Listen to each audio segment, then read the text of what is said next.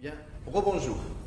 Alors, dans le cadre de la correction des exercices qui constituent la deuxième série de travaux dirigés, voilà donc nous sommes au rendez-vous aujourd'hui avec le corrigé de l'exercice numéro 3. Alors, si vous permettez, je vous rappelle les questions posées au niveau de l'exercice numéro 3. Les conditions de production d'une entreprise sont résumées au tableau suivant. Alors, le tableau, comme vous l'avez sur l'énoncé, il est constitué d'un certain nombre de paramètres à calculer et d'un certain nombre d'informations qui vous sont données, telles que la quantité produite, les coûts fixes et les coûts variables. Le reste, il est à calculer, c'est-à-dire le coût total, le coût marginal, le coût fixe moyen, le coût variable moyen, le coût marginal, la recette totale, la recette marginale et le profit total. Alors, les prix de vente de l'output sur le marché, il est fixé à 50 dirhams. C'est une donnée et nous avons besoin de cette information pour pouvoir calculer les recettes de l'entreprise. Première question, on vous demande de remplir le tableau ci-dessous en présentant les calculs qui vous permettent d'arriver au résultat, c'est-à-dire les formules utilisées pour remplir le tableau. Deuxième question, on demande de dire comment peut-on expliquer un profit négatif pour une quantité produite égale à 0. Troisième question, quelle est la quantité que doit offrir l'entreprise pour maximiser son profit? Quel profit obtiendrait-elle? Et on vous demande bien sûr de justifier la réponse. Alors pour ce qui est du tableau, nous avons besoin des formules suivantes. Le coût total de production, il est constitué du coût variable et du coût fixe. C'est une définition sur laquelle nous avons mis beaucoup de temps à l'expliquer au niveau du chapitre 2. Pourquoi? Parce que ici, le coût total, il est constitué d'un ensemble de coûts supportés par l'entreprise et ces coûts, selon leur comportement, sont classés en coûts variables et coûts fixes. Les coûts variables, ce sont les coûts qui varient en fonction du volume de production et les coûts fixes, ce sont les coûts qui sont fixes, quel que soit le volume de production. C'est la raison pour laquelle, même si la quantité produite est égale à 0, alors l'entreprise ne supporte pas de coûts variables, mais supporte des coûts fixes. Et donc, le coût total de 0, comme il a été demandé au niveau de la deuxième question, le coût total d'une quantité égale à 0 sera égal au coût fixe. Nous aurons besoin également de mobiliser une autre formule, c'est du calcul du coût variable moyen. Le coût variable moyen, il est obtenu en rapportant le coût variable total à la quantité produite et le coût fixe moyen s'obtient de la même façon, c'est le coût fixe total rapporté à la quantité produite. Puisque le coût variable moyen et le coût fixe moyen constituent les deux composantes du coût moyen, et donc on aura le coût moyen, il peut être calculé de deux façons. Alors, excusez-moi, ici le coût moyen, c'est le coût variable moyen plus le coût fixe moyen. Là, c'est le coût total sur la quantité. Il y a une petite erreur ici. Le coût moyen, c'est le coût total sur la quantité, c'est-à-dire le coût variable moyen plus le coût fixe moyen. Le coût marginal, il est égal à la variation du coût total sur la variation de la quantité. C'est le coût additionnel supporté par l'entreprise lorsqu'elle augmente la production d'une unité. Du côté des recettes, nous avons besoin du prix et de la quantité pour calculer la recette totale. La recette totale, si on est en comptabilité, on parlerait du chiffre d'affaires, puisque le chiffre d'affaires de l'entreprise est constitué de la recette rapportée par chaque unité, par toutes les unités produites et fabriquées. Et donc la recette totale, c'est le prix fois la quantité. La recette marginale, c'est la variation de la recette totale sur la variation de la quantité. On cherche à savoir de combien augmente la recette totale chaque fois que la quantité vendue augmente d'une unité. Et le profit total, il est obtenu tout simplement en calculant la différence entre la recette totale et le coût total. En utilisant ces différentes formules, et donc les calculs se présentent de cette façon. La quantité produite, donc les coûts fixes, comme vous l'avez constaté, ils sont fixes, quelle que soit la quantité produite augmente, mais le coût fixe reste le même.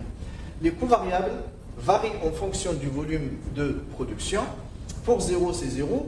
Pour 1, c'est 10. Pour 2 unités, c'est produit, c'est 30. Pour 3, c'est 60. Et pour 8, c'est 360. Le coût total, c'est le coût fixe plus le coût variable. Donc 50 plus 0, c'est 50. 50 et 10, c'est 60. 50 et 30, c'est 80. Et ainsi de suite. Le coût marginal, c'est la variation du coût total sur la variation de la quantité. Alors pour la première unité produite, le coût total est de 60. Et 60 moins le coût total de 0, 50, c'est 10. Pour la deuxième unité, c'est 80 moins 60, c'est 20. Pour la troisième unité, c'est 110 moins 80, c'est 30, et ainsi de suite. Le coût fixe moyen, c'est le coût fixe total rapporté à la quantité. Comme nous l'avons dit au niveau du cours, le coût fixe total est fixe, mais le coût fixe moyen, il est décroissant. Pourquoi? Parce que les coûts fixes sont d'autant plus amortis que la quantité augmente.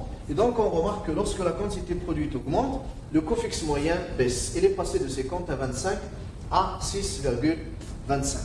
Le coût variable moyen, c'est le coût variable total rapporté à la quantité. Et donc, 10 sur 1, c'est 10. 30 sur 2, c'est 15. 60 sur 3, c'est 20, et ainsi de suite. Le coût moyen, alors on le calcule de deux façons différentes. Soit c'est le coût total rapporté à la quantité, soit c'est le coût fixe moyen plus le coût variable moyen. Donc deux formules peuvent être utilisées pour calculer le coût moyen. La recette totale, c'est le prix fois la quantité. Le prix, c'est 50. La quantité, vous l'avez ici. Donc 0 fois 50, c'est 0. 1 fois 50, c'est 50. 2 fois 50, c'est 100, et ainsi de suite. La recette marginale, vous l'avez remarqué, la recette marginale, elle est constante, elle est toujours égale à 50, c'est-à-dire le prix. Pourquoi? Parce que dans un marché de concurrence pure et parfaite, et c'est notre hypothèse de base ici, le prix dépasse la volonté de l'entreprise, c'est-à-dire que le prix est fixé sur le marché selon une loi de l'offre et de la demande. Et généralement, dans un marché de concurrence pure et parfaite, l'entreprise est de petite taille, elle est de taille tellement petite qu'il ne peut pas agir sur le prix, et donc l'entreprise est preneur tout simplement de prix, et donc chaque unité vendue de plus rapporterait à l'entreprise une recette marginale égale au prix, c'est-à-dire 50. C'est ce qui explique la constance de la recette marginale. Le profit total, c'est la recette totale moins le coût total. Alors, recette totale, vous l'avez ici, et le coût total, vous l'avez là. Donc, 0 moins 50, c'est moins 50. 50 moins 60, c'est moins 10. 100 moins 80, c'est 20, et ainsi de suite.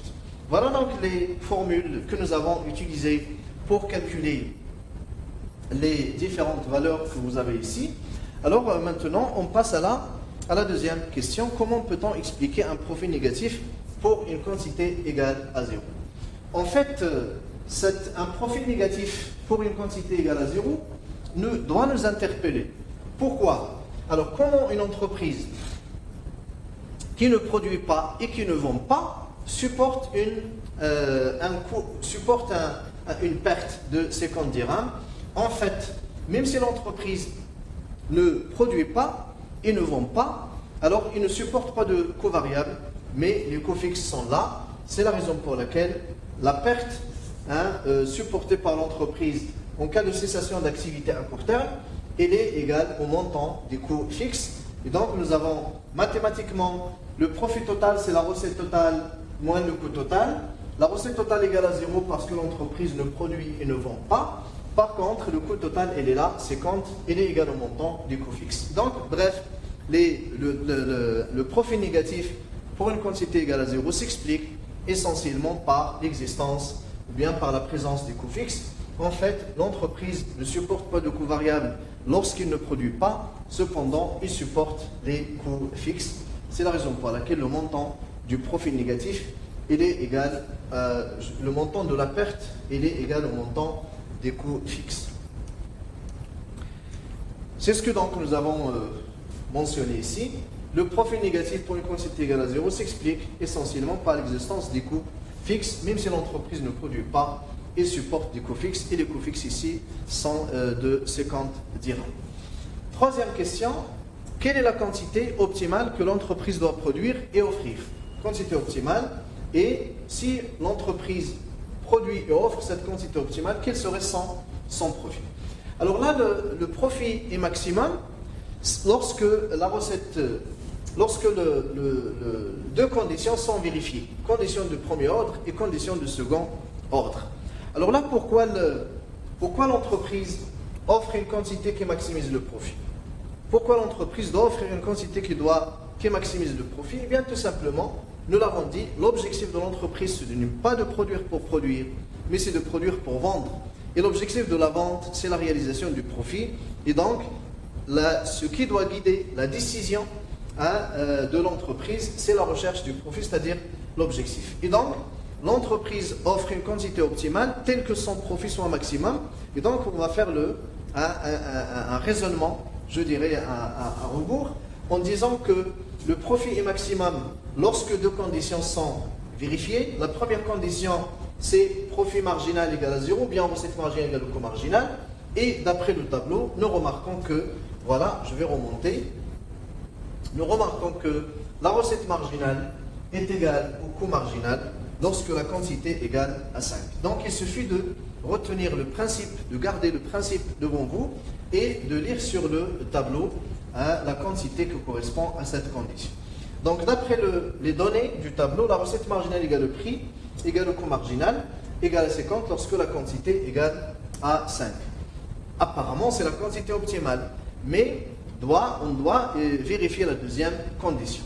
Alors la deuxième condition, bien la condition de second ordre pour que le profit soit au maximum, il faut que le coût marginal soit croissant, et la croissance du coût marginal, nous l'avons établi parce que recette marginale, la première condition, recette marginale égale au coût marginal, donc recette marginale au coût marginal égale à 0, recette marginale c'est une constante, coût marginal est dérivé, donc on aura ici recette marginale dérivé moins coût marginal dérivé doit être inférieur à 0, donc 0 moins coût marginal prime inférieur à 0, c'est-à-dire que le coût marginal, je dirais, le coût marginal prime et doit être positif.